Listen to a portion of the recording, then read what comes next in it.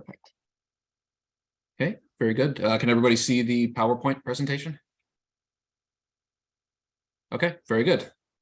Well, welcome everybody. Welcome to the March 24th, 2023 quarterly meeting of the Old Colony Bicycle and Pedestrian Advisory Committee meeting. My name is Sean Bailey. I'm a senior transportation planner with the Old Colony Planning Council, and I'm filling in for Kyle Mowat for today.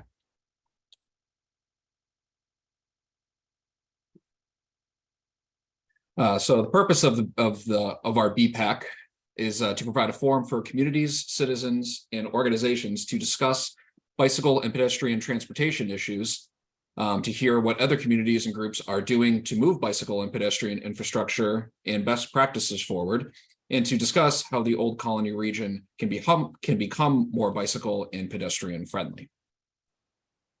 So here's our agenda for today's meeting. We will have two guest speakers go through some presentations. The first is Galen Mook, who is the Executive Director of MassBike.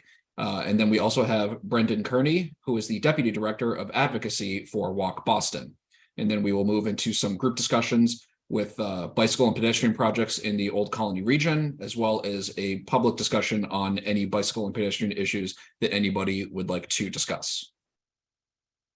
And Galen Mook is running a little late, so Brendan, if you would like to get going, I'll give you the mic. Great, perfect. Did you want me to share my screen? I think that's what you wanted to do, right, Brendan? So Sean, make Brendan a co-host, please. Yes.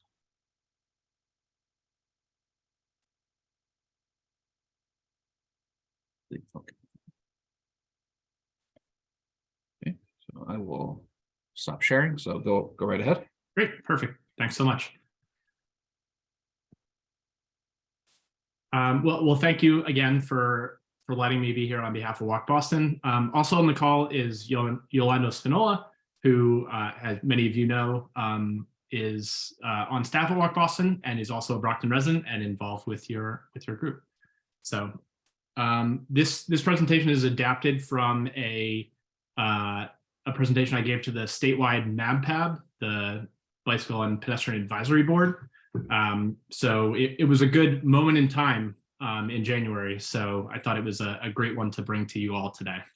So, a little bit about Walk Boston. We just went through a big strategic planning process, but we are a statewide pedestrian advocacy organization. We updated our mission, visions, and values. I think these values really get what Walk Boston is all about. Like, we never do stuff alone. We partner with different groups and community organizations to, really push forward our efforts to make Massachusetts more walkable. We think of walkability more in an inclusive way. It accounts for everybody. In addition, we have one of our board members who uses a wheelchair to get around, and she really thinks of how she gets around as walking. It's just assisted. So I always have Carol's voice in the back of my head all the time when we're talking about walkability and thinking, like, can someone actually get through here with a wheelchair or a cane and stuff like that as well.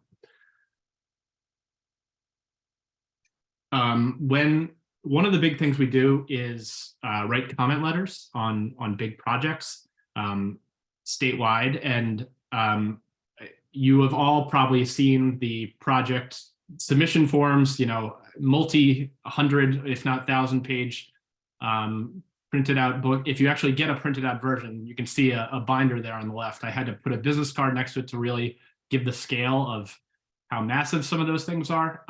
But we try to, dial our comments down to really how do these things impact pedestrians and, future pedestrians and people walking in or around those areas. So this was an example of, the Alston I-90 project, the ongoing thing on the along the Charles River, and we try to translate these, wonky, giant documents into something where, everyday citizens can engage with these things and see how, proposed changes would impact them for the worse or for the better. So I think this was a good one because we're getting to a better outcome there. Dual paths are proposed as part of that project, which we thought was a big win. One of the other efforts that we were pretty proud of over the last year plus is really pushing back against efforts to criminalize walking.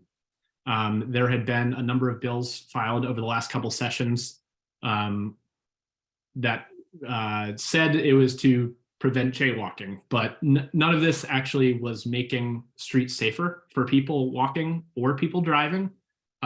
They were really just criminalizing the act of trying to cross the street somewhere outside of a crosswalk, even if there is no crosswalk for, miles around. The example I used in all testimony was, I live in Framingham on Central Street. There is a sidewalk on the other side of the street from my house, not on my side. I would have to walk almost a mile down in one direction if I wanted to get to a crosswalk.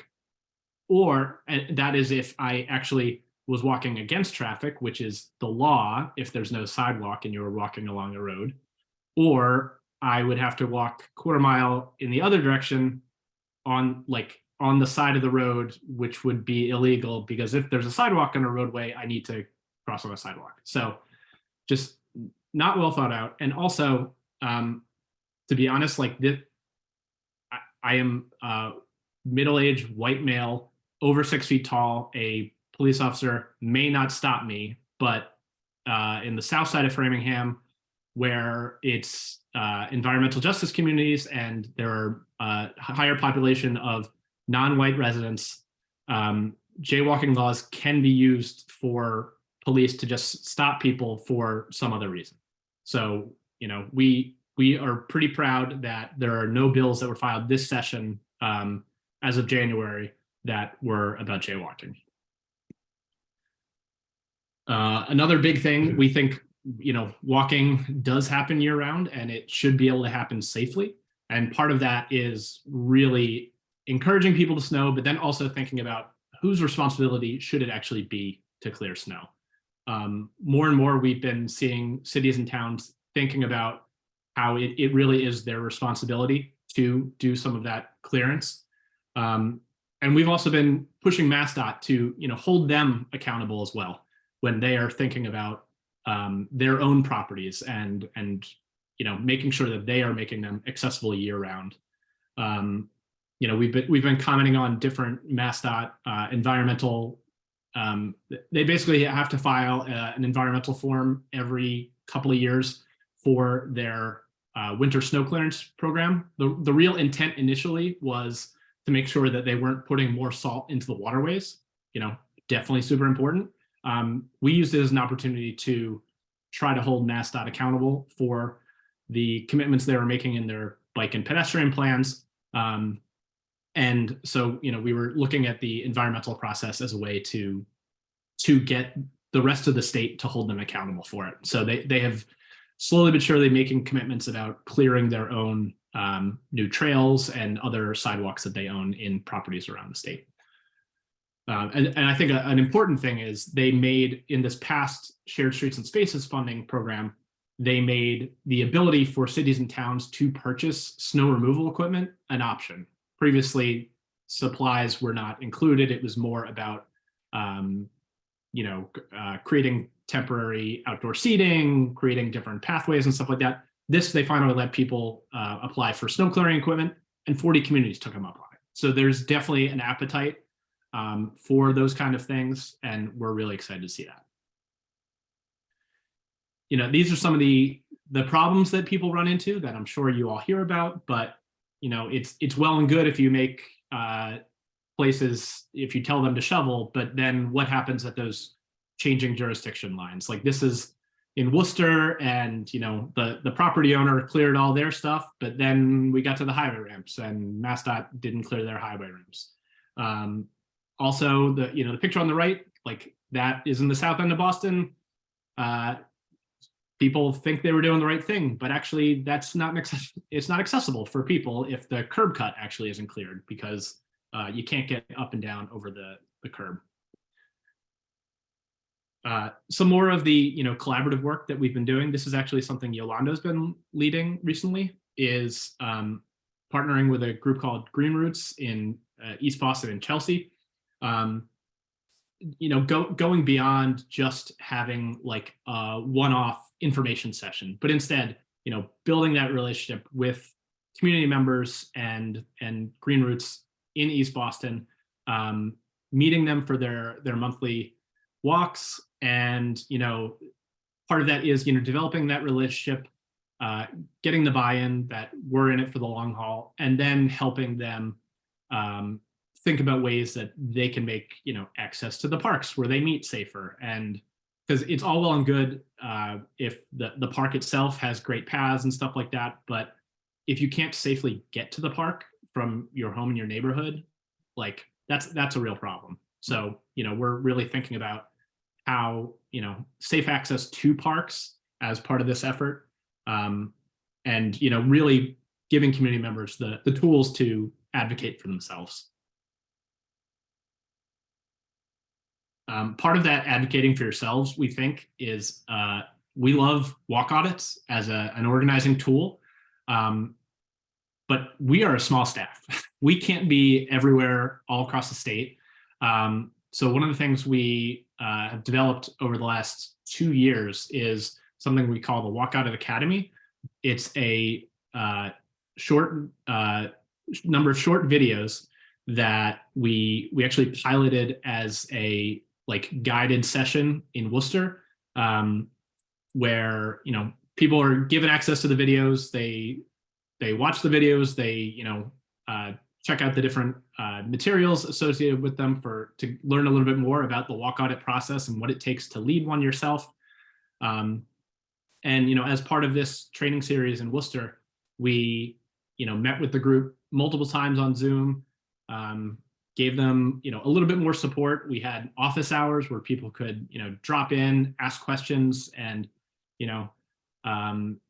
they came up with their own routes. We gave them some feedback on ways to tweak it, and using data to look at areas where there were high crashes in their neighborhood, so they might want to definitely pay attention to those areas. And then after they led their own walk audits, we had a community report out where they came back and shared with each other and shared with a bunch of community members. We had over 50 people in person for this back in January, and just the excitement in the room of being able to show the recommendations they made, and share it with decision makers in Worcester to kind of go the next step of how can we now see some of these changes on the ground, and how can we get involved in bigger transportation efforts happening in Worcester. So we're very excited about that. And since that was the pilot of it, we're looking for our next place to do it, and a little bit more funding to do it somewhere else. But we're pretty pleased with how that first one went. These are some of the responses that one of the groups put together, like some of the things that they had identified as problems, from narrow, uneven sidewalks, and also some of the things they liked. They liked how some of the neighborhood they worked in had some great signage, of branding of the neighborhood. They also liked, so walk audits is not just about the bad. It's also seeing what's good, and how we can roll these things out in other places too. This one might be familiar to a number of you, but Walk Boston had partnered with Mass Inc. on a improving pedestrian safety and access in gateway cities. And it was a great partnership, really looking at social infrastructure. I think Yolanda had shared with me the presentation from earlier this month that was given to the city. And so I can share that link in the chat afterwards if people want to take a look at it. But it was a great partnership, and we don't have as much experience with GIS and mapping as Mass Inc. did. Some of those maps that they shared of surface parking lots in gateway cities across the state were pretty shocking. Just the amount of parking that people don't realize is there sometimes when they are talking about specific sites. They don't realize how much parking is all around them all the time. And just like, how those could be repurposed and rethought about as gathering spaces, housing, just different opportunities. So, and to make a more walkable community, like making sure that there are places that people can go and people can live in and around a downtown are super important.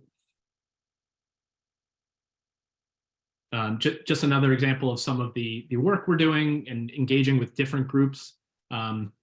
We've been working with the Stepping Strong Center at Brigham and Women's Hospital, really thinking about those injury prevention coordinators who are, head down in the data and seeing different problems like from trips and falls, and really having them, take their head out of the data for a minute and engage with their own campuses and think about how they can create safer streets in or around their own hospital campuses, because these are people who are super smart and like they definitely have experience from the other end of it. They're seeing the after effects, so we're trying to have them start thinking upstream and how they can impact those numbers from interventions out on the street as well. Kind of everything we do is with this age-friendly lens, creating age-friendly communities. It's, you're thinking of everyone from the eight-year-old walking to school to an 80-year-old who wants to, age in their community. If you're making a place safe for an 8-year-old or an 80-year-old, like you're making it safe for everyone in between. So we're also thinking about like a person who, is 80 and maybe either doesn't want to be driving anymore or shouldn't be driving anymore. Like, how do we make sure that they can maintain their independence? And that really is making sure that they can walk around their community safely. So we think that's super important. And, big partner on that is Massachusetts Healthy Aging Collaborative and also AARP Massachusetts. We started working with travel trainers at the MBTA who help people, rethink their commutes or rethink how to get to a doctor's appointment, and help people learn how to take transit and also take the safest route there, which might not always be the most direct route sometimes if you're going to be getting off a bus and having to cross the street. But if there's no crosswalk there, maybe we need to get to the next bus stop and get off at that one. From working with travel trainers, we found that, maybe we should, if they're seeing all these problems, we should get them reporting the problems, like, because they're experiencing it with their clients. So part of that was they were like, well, who can we contact to tell them about a problem? And it's different everywhere. So we pulled together, a report a problem tool on our website that tries to help identify, like, in this community, they use a 311 app. In this community, they have a different 311 app. In this community, you have to email a contact in Public Works. So we tried to consolidate a number of those sources into one map. Obviously, it's a living, breathing thing because things change, but we thought it was a good start. And I love this project. Wayfinding signs are a great way to really not only let visitors to a downtown understand kind of how close things are, but sometimes it also gives community members who have lived in a place for a long time, like, really think about how close things actually are. This one in particular was in the city of Medford. And one of their big goals was they have a newly rehabbed theater in the downtown that like books a bunch of big concerts. Like the Bowery Presents is like the person who books it, so they get a lot of big like comedians and stuff like that. They wanted people to know that there was actually parking, surface parking on the other side of Bedford Square, and if you were going to the theater, you could park there and then spend your money and get dinner at all the different restaurants in downtown. But when we were going up around hanging the signs, like a number of residents were like, oh man, I didn't realize how close West Medford was to downtown. I always would think that I would have to drive there because I go from here to there. And just thinking about those close connections for biking and walking, we're a big fan of those signs. And that was funded from a MassDOT Shared Streets and Spaces grant. On a less exciting note, we do track fatal crashes across the state.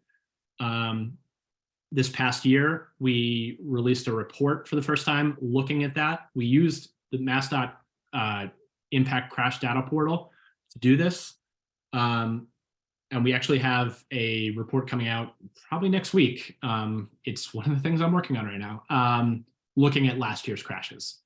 And these are some of the findings from last year.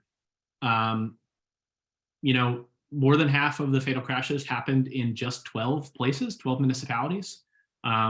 Older adults were hit and killed higher than other age groups. And they comprised 36% of fatal crash victims in 2021. Most of these crashes happened on roads with speeds of 30 to 35 miles per hour. So, this not necessarily the super high speed roads, but definitely those roads that it's just a little bit too fast for people to be driving. Because once again, this is not how fast the person was driving. This is the speed limit of the roadway itself. And this is a snapshot of crashes from last year. This is on our draft report. There were 102 fatal crashes of pedestrians in 2022, which made up 23% of all fatal traffic crashes. The map you see here is the orange dots are fatal pedestrian crashes that happened in environmental justice block groups.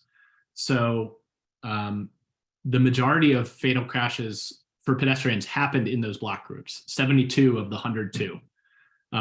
It definitely is concerning there. Older adults were also hit and killed more than the previous year. 38% were over 65. And actually 65% were over the age 50. So AARP uses age 50 as their like target audience.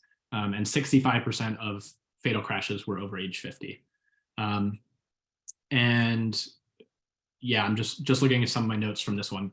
But over 60% of crashes were in the dark. So, street lighting, super important. And 11 of the fatal crashes were hit and runs. So definitely, another concerning thing. More exciting things.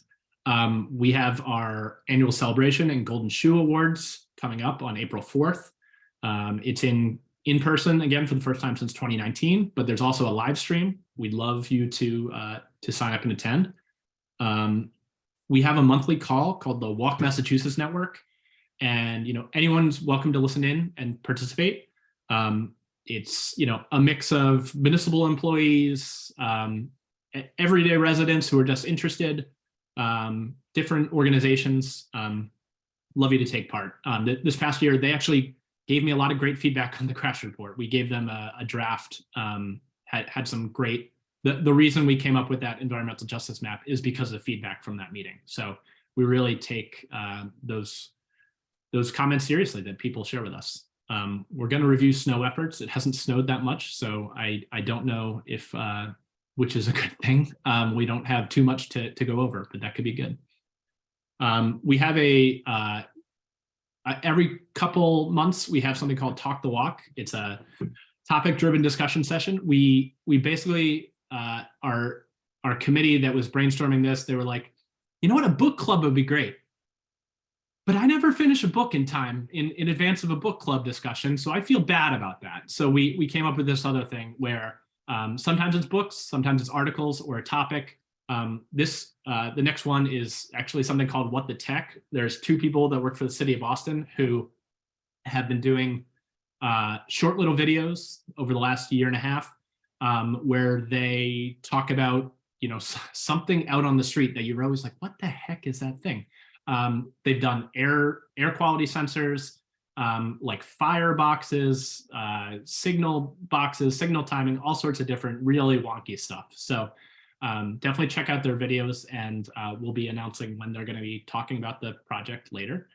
And we have a great thing we started during the beginning of the pandemic called Beat the Bay State. It's a month-long virtual challenge where you, as a team, you are trying to walk the total perimeter of Massachusetts, which comes out to a nifty 900 miles, by the way I mapped it. We had great participation, over 550 people, 30 teams, and you know, different organizations said it's a great way to get them all together and talking about something other than work sometimes, which is nice. And yeah, our annual celebration is April 4th. We give out Golden Shoe Awards every year, which recognizes people that are doing great things on walking and walkability across the state. You might know some of these organizations or people, but Fred Salvucci is getting an award for his longtime work doing great things in transportation. Merrimack Valley's Fare Free program and bus transformation, they made their buses free. They also did a whole rebrand, really thinking about their users. It's a very Spanish-speaking group of their users, and you can't see in this, you know, blurry version, but they have a tagline at the top that says "Let's go, vamos," like as part of their branding. And so the fare free isn't the big thing. The big thing is they also increase headways. That, you know, they did this whole branding, and they really are thinking about their riders as, you know, their customers. So, and they really improved headways. A lot of great things came of that. And finally, mass trails. Like mass trails, I'm sure Galen will share a little bit about the effort on trails all across the state. But yeah, thanks so much, and I'll turn it back over. Okay, very good. Thank you so much, Brendan. That was an excellent presentation. And now that he has been able to join, I would like to welcome Galen Mook, who is the Executive Director of MassBike. Excellent, thanks. Can you hear me okay? Yes. Excellent. So my apologies, I'm actually at Logan Airport waiting at my terminal. So it's going to be a little noisy as they're calling different groups. But I'm proud to be right on the heels of Brendan here. I'm always impressed with what Walk Boston is doing in terms of their breadth and scope. Being a statewide nonprofit is an impossible task. So I'm grateful that, well, we're compatriots in the struggle, and we overlap a lot. So most of what Brendan was referring to was kind of a broad overlook of what Walk Boston is doing, which is so much. I'm actually going to do a different tack for this presentation to just focus on one issue. And I'm more than happy to kind of dive into MassBike overall, maybe at a future meeting of the breadth of stuff. But I wanted to make sure that this was highlighted because this is, in my opinion, one of the most important developments that have taken place in advocacy in the past, I don't know, at least since my tenure at MassBike. Which is the new laws around vulnerable road users. And again, my apologies if the noise is too much behind, just flag me and I'll try to find a different spot. So what's going on here is for about 10 years, MassBike, along with Walk Boston, Safe Roads Alliance, Livable Streets, and others in the Vision Zero Coalition have been working with the state legislature to get vulnerable road users defined in statute as a protected class. And what that means is that we can now define what a vulnerable road user is, as opposed to saying this law is about protecting somebody on a bike, and this law is about protecting somebody in a wheelchair, this law is about somebody on a crosswalk. The goal is to kind of group that need of people who are out there in the public ways, legally allowed to use the roadways, across the Commonwealth, and how motorists need to behave around vulnerable road users. So the first step in what happened was the definition of vulnerable road users is included here.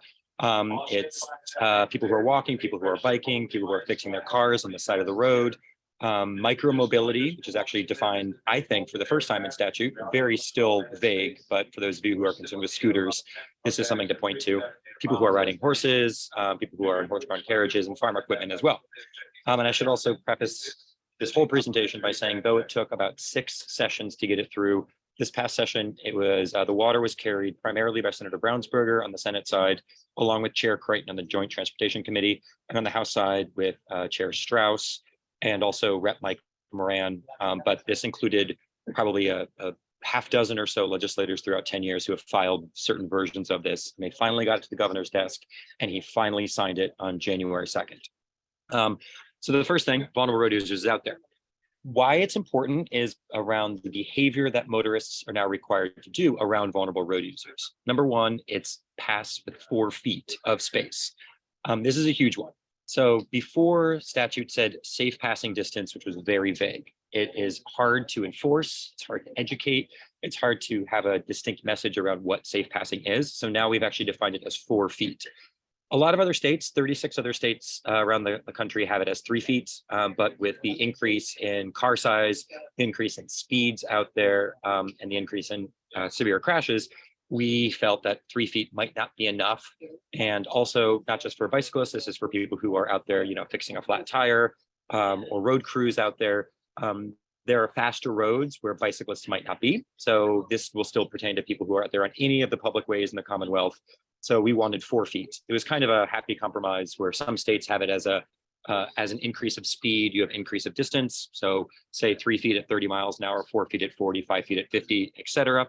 But we, to simplify things, just kind of clarified it as 4 feet overall. So you'll see these signs up around the Commonwealth. DOT is tasked with putting these up. And also there's going to be guidance coming from the DOT about local sign shops on a municipality level who can put these up on public ways. And this is going to be very important in terms of the education and signage. And also this is going to get into the RMV manual. This is going to get into driving tests and hopefully change behavior out there. Another component of this bill was that cyclists are now required to have a rear light along with rear reflector. Prior statute had it as an or, now it's an and. Now this was a little tricky one because of course Mass Bike is supportive of front and rear lights. We all know out there that you want to be as brightly lit and as visible as possible. We have a campaign called the Lights Brigade where we raise funds to purchase lights to hand out at no cost. So the idea of getting lights to people is our primary goal. But this law is a clarification of statute, which now requires rear lights and front lights. An important element, though, is we were able to argue that this is not a primary offense, meaning that police officers are not able to use this as a reason to stop somebody out there. So this is absolutely crucial in terms of equitable enforcement. And secondarily, but also important for the court system, this cannot be used as contributory negligence. A lack of light cannot be used as contributory negligence in a civil court. So for instance, if an insurance company tries to deny a claim because somebody was rear-ended, saying that they didn't have a light on, it cannot be used as evidence. So it was a clarification of tricky situations that we heard from both trial lawyers and from police departments that we wanted to clarify. And we actually got that in the statute itself. Next, please. A also crucial element, probably very important for all of you on this call from the MPO level, is that the statute now clarifies how municipalities can request a lowering of speed limit on state roads. This is DCR roads, this is DOT roads, this is arterials. Prior kicking of the can, it was always a municipality says, oh, we have to do a speed study because DOT requires it. And then you have the 85th percentile rule, which might actually raise a local speed limit. So this was a way to say, you know what, throw that out of the water. If a municipality wants to lower a speed limit, the DOT has to respond, and they have to respond within 90 days, either approving or denying. And if they say boo and they don't say anything, the speed effect goes into change. The speed change goes into an effect. But that's not the point. The point is that this forces the state to actually respond to municipalities who want to actually tackle some of these roads. And this is super important for those of us in Eastern Massachusetts that have a lot of DCR roadways. Where we want to go from 30 to 25 on a local road, but DCR says you can't do that. So now the municipality at least has some teeth in statute to get the administration to respond. This does go along with the DOT's new Safe Streets philosophy. All these slides will be sent out after, but the DOT actually came out with a really, in my opinion, and I'll speak for Brendan too, because we worked on it jointly on the MADPAB. They had a really good toolkit for municipalities to follow, where it's not just good enough to lower a speed limit. You actually have to add in design elements of flex posts and paint and some safe speeds elements to it. So ideally, this gets municipalities in alignment with DOT, so we can all be working together as opposed to opposed to each other. Next slide 2. And also crucial, this is something that is near and dear to both Walk Boston and Mass Bike's heart, because we see this out there in the real world, especially in urban areas where fatal crashes occur when truck drivers turn without seeing a vulnerable road user next to them. So this statute requires trucks that are class 3 or above 10,000 pounds that are either owned or leased by the Commonwealth or in contract with the Commonwealth to have lateral protection devices. We know that these lateral protection devices, known as side guards, save lives. They force somebody who's being struck to bounce off the side as opposed to getting rolled under the rear wheel. This is probably the most serious of the work that we're doing out there. Brendan and I, we go and do the memorials. There's crash reports that we track. We follow police reports, work with the DA's office afterwards. And we realize that a lot of these crashes, these fatal crashes, are preventable. So this is a very simple way of at least making a statement that the onus is on the trucking companies if they're at least going to be in contract with the Commonwealth. Now, the reason we're only doing Commonwealth leased or owned trucks is because we're still working out how to get around interstate commerce laws. Not for nothing, the reason I'm in the airport now is to fly down to DC to be a part of the National Bike Summit. One of the asks down on Capitol Hill this week is to make this a federal designation as well. So this can be an interstate conversation. We are the first state in Massachusetts to mandate this on a state level. We've seen this in effect in Boston, in Cambridge, in Somerville.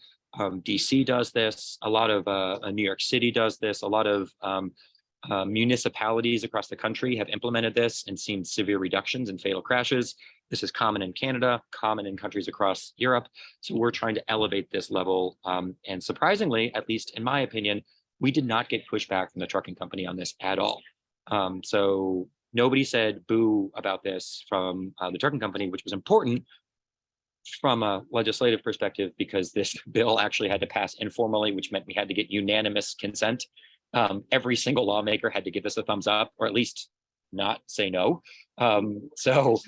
Twice actually, because we had to we had to address the governor's veto. So surprisingly, this was a complete alignment of the industry, of the advocates, of the legislature, and the administration. And we think that this is going to be absolutely crucial, especially in urban areas where we see a lot of trucks, arguably in areas where there are a lot of vulnerable road users. And this is going to take effect next year and the following year, depending on whether it's owned or leased by the Commonwealth. So if you're with Eversource or you're with a major construction company, you should check in on this and make sure that you've got side guards on your trucks. And then as a small element here, we've also added some language which would prohibit aftermarket problems like bull bars and bug blockers that prohibit visibility. Next slide. I think I've just got one more to pass off here. This is also crucial of the advocate's perspective. The state is now mandated through either EOPS, DOT, and Department of Public Health to standardize a crash reporting tool around vulnerable road users. This is already more or less in practice with the DOT impact portal, but it's on their choice. This would require this to be publicly accessible, and that all of police departments will have to have a way to track vulnerable crashes if it involves a vulnerable road user and a motor vehicle. The vehicle does not need to be in motion.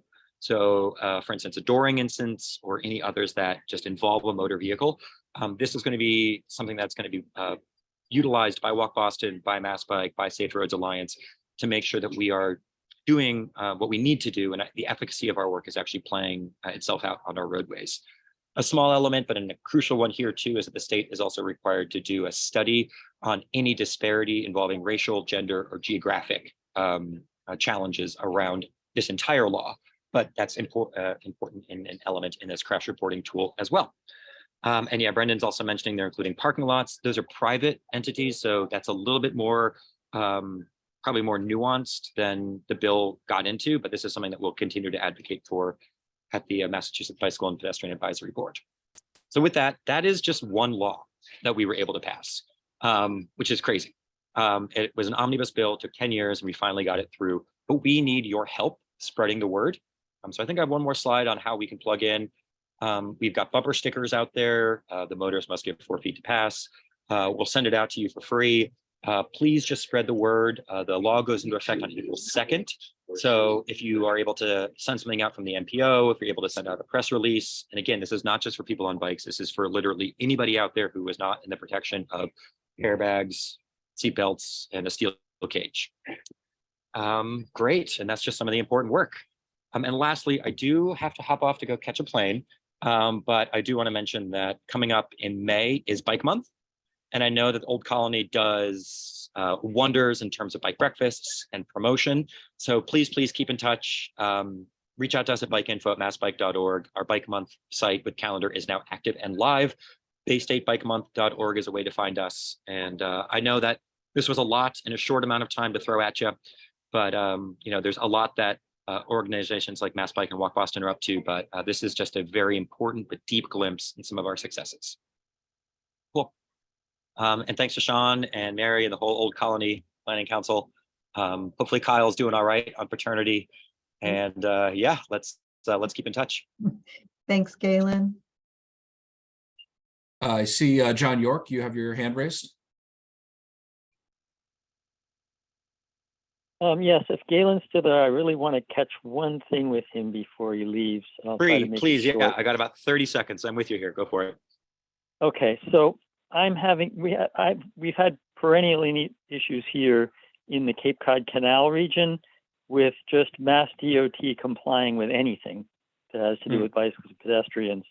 I asked DOT at the MPO meeting here if DOT has a compliance office. It's something I really want to push for, or a compliance officer. It's so pervasive, I can't get anywhere because it's just a tangle of, it's a kelp forest of non-compliance. Yeah, no, I hear you there. I don't know if I have any purview or any control over that, but I would say a couple things is working not just the DOT district office, but seeing if we could up-level that perhaps at a DOT board meeting. If there's any public comment that you want to state to the DOT board that meets monthly, that would be a great place to put this out there. And not to kick the can to the legislature, but we've had challenges with the DCR responding to even state legislators trying to get requests. And so we've had specifically Senator Brownsberger create bills that require state agencies to create positions with funding. I'm happy to follow up after the fact here, John. I know your emails and you're trying to get that signage of, especially where the canal meets up with the bridges, but I think it's a sticky thicket that you're trying to get at, but maybe overleaping at the district level and bringing this right to the board and the legislature might be a way to handling that. And maybe Brendan can chime in with this too. Great. So Galen, I'll follow up with you by email if I could get a little email channel open to you. I don't even know how to submit anything to the board of Mass DOT. I would love to be able to. Sure, I'm happy to. And with that, I got to jump, but I really appreciate all the work Thanks, you're doing. Thank you. Thanks, Have Mary. safe travels. Thank you. And John, Galen put his email right in the chat. If you can't get that, we'll get it to you as well. I do want to raise, thanks. And one of the questions that Rob May had asked in the chat, apparently our question and answer is not working, but the city of Brockton needs bike and ped data day and night. Are there shareable count devices? We need day and night counts. I know that Ray had answered, but if yeah, I thought he was looking for crashes. I'm sorry. He's looking That's for okay. volume. He's looking for volume data. maybe Charlie, if you would like to.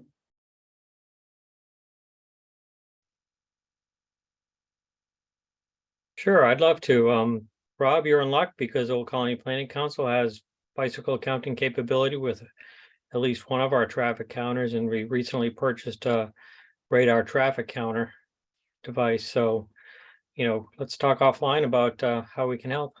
Okay, thank you. And I believe MassDOT also has the at least the bicycle counters set up, the automatic counter set up across the state. I know there's one in Brockton. I believe it's on Route 123. Yeah, Center Street. Center Street, yes. Yeah. It's a permanent one. Yeah. Yes, and I know MassDOT has stated that they are looking to expand the amount of bicycle and pedestrian counters. So, Rob, that's a resource, and I think Brendan Kearney just actually posted the link in the chat. So Rob, if you'd like to take a look at that, see if that suits your needs. And then, as Charlie said, we do have I believe we have one ATR box and then the radar counter that can count those as well. So definitely, we can discuss this offline. Yeah, Brendan? and I think we had one originally, but the 4 we just got the end of the December, those should be bike counting capable as well. So we might have 5. Yeah. Okay. The link I also dropped in the chat is MassDOT was doing something with I think it was a group called like Streetlight Data, but it was giving them additional counting capacity, and it was more based on like Bluetooth beacons and like being able to sense people anonymously when they're in certain areas. So I haven't dug into it too much, but like they've been able to give a better sense of like flows in different areas, and how there are more people walking and biking in communities as opposed to on commutes. I saw a presentation with it like a year and a half ago. So, but I think that's the website where you can dig in a little bit. Great. Very good. Thank you, Brendan. And moving on to our next agenda item, a couple of bicycle and pedestrian related projects in the OCPC region.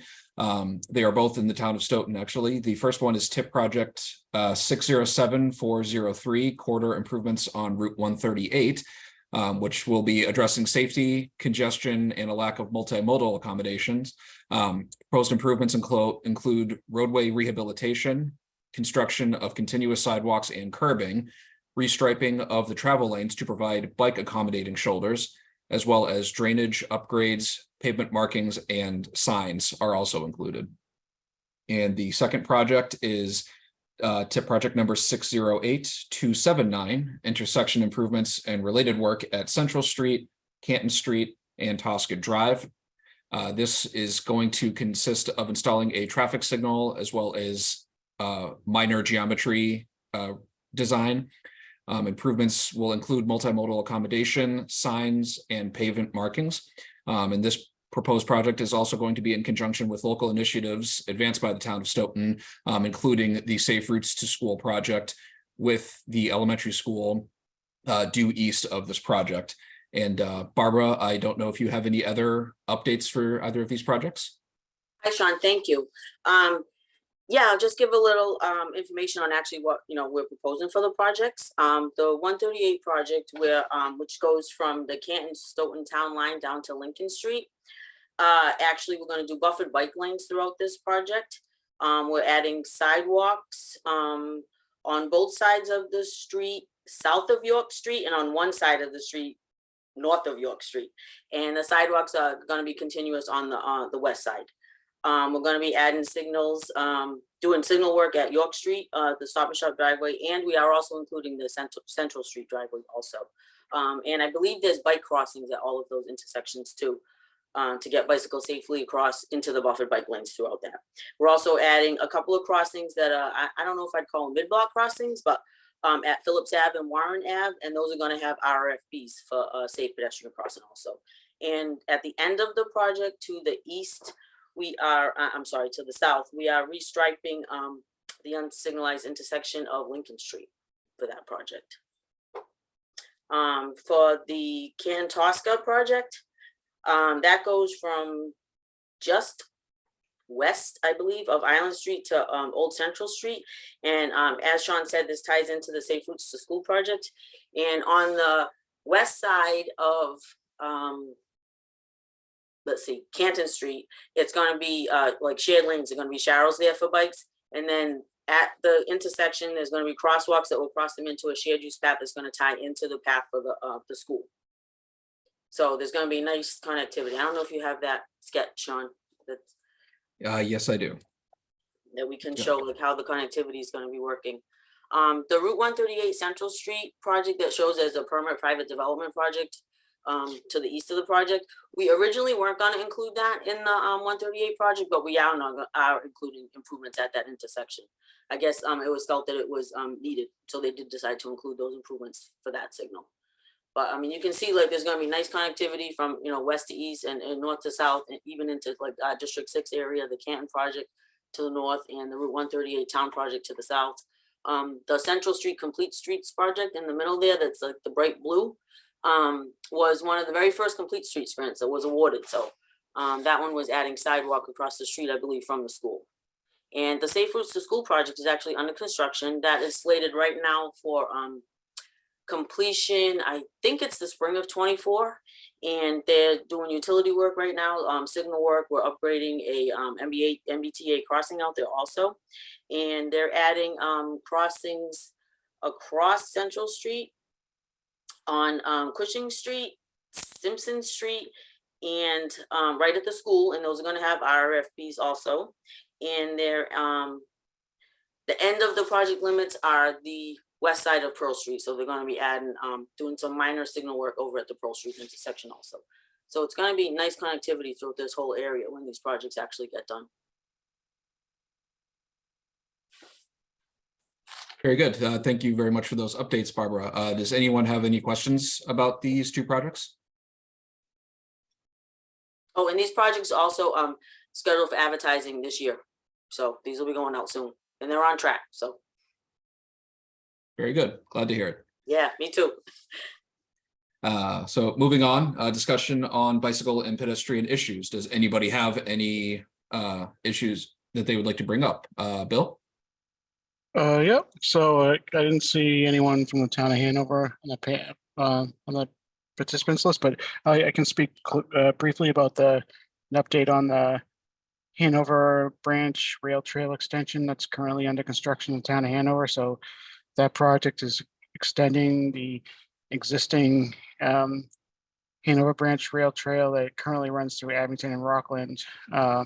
So it's extending that trail into the town of Hanover. So that trail is under construction. Old Colony Planning Council has been participating on a working committee with DCR, MassDOT, the town of Hanover on a major crossing that's at so that the trail is going to cross Route 139 at a pretty busy intersection at Route 139 at Pleasant Street and Circus Street. So there was a lot of back and forth on what that crossing should look like. There's been some consensus on that now. The 25% designs are in place, and we've been reviewing them so that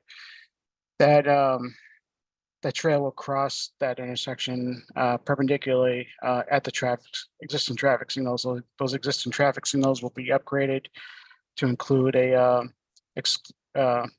pedestrian bicycle crossing phase. So when a bicyclist is there, they can request that crossing signal, and it'll give a all red in all directions signal to allow the bicyclist to cross. So once that trail is completed, which I believe is on course to be completed this summer, that'll create 81 miles of trail network in Abington, Rockland, Hanover, if you include the connections to other trails in those towns. So it's a nice project, and it'll be exciting to see that complete. Very good. Thank you for that. Thank you for that, Bill. Does anybody else have any bicycle or pedestrian issues or questions or comments that they would like to make? John. Hi, everyone at OCPC. John at Serpent here. I just wanted to say thank you for, the great presentations today. We're at Serpent, we're working on our regional bike plan, and one of the priorities I would say for us is figuring out how we can connect our regional bike network to parts north. And so would love to, hop on a call sometime with someone at OCPC and talk more about how we can connect some of our regional trails and have a real, solid network to Boston, to Cape Cod, and how both regions can benefit. So at any point, I'd love to chat. So point me in the right direction. John, you have all the stuff that you need right here. So we'll have Sean be the point of contact and follow back up and schedule that meeting. So thank you. Absolutely. Great to meet you all as well. Great to meet you as well. And Rob May, if you're still on, which I see you are, going back to the conversation that we had earlier where Charlie brought up our 4 new ATR boxes, I just confirmed they do count bicycles. We just need to buy some additional tubes because the traditional tubes that we have do not count bicycles when they drive over it. The tubes are too thick. So, you know, we do have 5 counters that can count bicycles. So just to add to our conversation that we can have at some point in the near future, you know, if there are any bicycle counts that you would like us to do, we can certainly have a conversation and get that scheduled. And Rob, for your purposes, we've been working with Wildland Trust and we did some counts up at DW Field Park. So we can share that data with you if you'd like. Okay, I was hoping that there might be some sort of AI system that may, you know, use. I am sure it's out there somewhere. Visual to pick We out. have these one, but things, it's a secret. Oh, okay. Yes, because as Charlie mentioned, we did purchase a radar counter. I'm not 100% sure if that counts pedestrians. I'm sorry, bicycles. That would be handy if it did, obviously. But we will look into it, and like I said, more than happy to provide any assistance. Yeah, I think what I don't know, recall if it was Brendan or Galen that referenced the streetlight data portal that we had looked into that, and that the annual licensing was really expensive, but they do have data available that can differentiate between pedestrians, bicyclists, and motor vehicles too. It's a really cool data set if you can get access to it. Yeah, I think MassDOT might allow you to get access to it so you wouldn't have to pay the fee. Because I think that was one of their hangups, like they wanted to make sure more people than just like their staff could get access to it. Yeah, it's a phenomenal data set in the real-time data and origin, destination, length of stay, and where are people going from and to, and the It's distance was really fascinating and cool. a little scary, right? Yeah. So yeah. Okay, very good. And please keep your calendars open. These are the dates for the next 4 meetings. I'll be, you know, either Kyle or I will send out a calendar invite for when we get these scheduled. And that's basically it. If anybody has any questions, feel free to give me a call or shoot me an email. And you know, one last time, if anybody has anything they would like to discuss before we adjourn. No, but I just want to make sure, I had a couple emails that have come through that people aren't receiving our newsletter. And if you are not, you can either put your email in the chat, but we want to ensure, because that's how we're getting word out. It goes out twice a month, but we talk about what's coming up with Bike Month. I'm assuming, John, is that you who are not receiving our newsletter? John York, let me see. Were you looking for John York when you said John? You know, I just saw a hand raised. You had a question? Yeah, I have a question, but I'll let you finish what you're doing. And Thank you. can tell me when you want me to talk. Perfect, thanks. We'll add Bonnie. So just while John's going to be asking us question, just put it in the chat. We'll get to in our newsletter listserv, and you'll hear all about the wonderful things we're doing in the month of May for Bike Month. So go ahead, John. What's your question? Well, first, I just want to say thank you. I'm coming just to hear what's going on other places. And I have to tell you, it's great therapy to hear. You might not think that you're doing much where you are, but just listening to what you've brought together here, listening to Galen and listening to Brendan and even the South Coast people who are here, it's really wonderful. So on Cape Cod, there's a lot of wonderful things going on, but unfortunately, for some reason, just the area right around the canal for 40 years has been pretty much ignored by anybody looking at bicycles and pedestrians, except for the Corps of Engineers, who've been our friends. They run great bike paths. Come down and ride either side of the canal. If you're feeling daring, try to get over one of the bridges and ride the other side. That's an issue we have. But in terms of dealing with Mass DOT, and I know Barbara's on this call and she knows who I am. I want to apologize to her for sometimes how frustrated I get. But Mass DOT, for some reason, and I even hate to say it, but they don't look at us here. They have to look now. There's $4 billion project to replace both bridges, and the kelp forest of non-compliance. And they're used to, when they come to Bourne, they don't think about bicycle and pedestrians. They do most of their projects with no bicycle or pedestrian facilities at all. They just stand up and say, "We're not doing that." So we're making a little noise about that now, and that's good. But I don't really want to dwell on the negative. I want to go back to thanking you for what you're doing here, and to tell you, if you can, to pay attention to the Bridges project, and put in a word for bicycles and pedestrians there. One thing that we have in common is the Claire Saltonstall Memorial Bikeway, which unfortunately is mostly over the road, especially through the OCPC area. On the Cape, we're working hard and spending a lot of money to make bike paths so we can move that onto bike paths. There's a whole history to that route. I'm old enough to remember Claire Saltonstall, so I just dated myself. But that's something I lived in Scituate and rode down to the Cape weekends for several years, and it's I love that area, and I think there's great things that are happening there, and a lot that you can pay attention to. From my side, a little bit more on the bridges and the compliance, I'll just give you the two things that are the most difficult. One is this top planners from Mass DOT working on a $4 billion project with the Corps of Engineers. Federal Highways now the lead agency. They've come in, and if you ask about bicycle and pedestrian issues, we'll get to that later. We're going to do all the roadway stuff first, then we'll figure out how to squeeze the bike in. And the federal and state policy directives for bicycles and pedestrians say that that's exactly should never be done. And these are all the people who are supposed to be enforcing those things. And when you complain about it, they say, well, we'll get to it when we get to it, but we're not doing it now. We're doing car part first.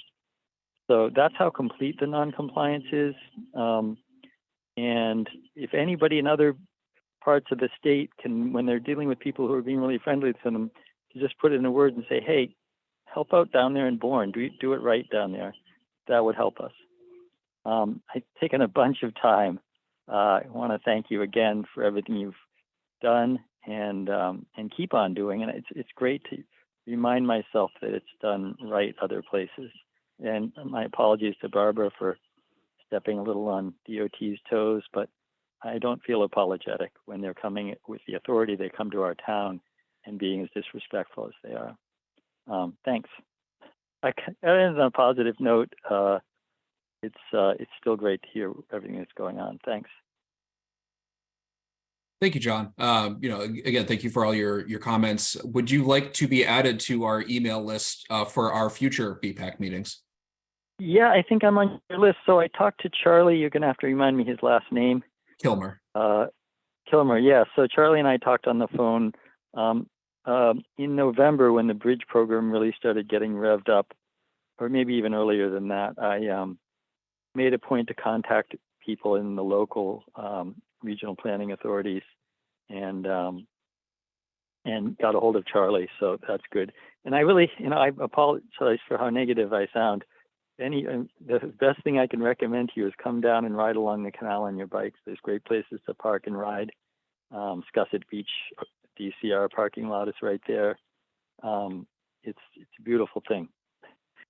All right. If anybody has any questions for me, I'd love to answer them quick, but then you guys probably want to keep moving on. Does anybody happen to have any questions? Okay. Well, if there's nothing else, I'll give one last opportunity for if anybody has anything else they would like to discuss. Okay. Well, thank you all for attending this meeting. As stated, our next meeting will be June 21st, and there will be an email sent out for an invite. Thank you very much for attending today, and have a great day. Have a good weekend. Bye-bye.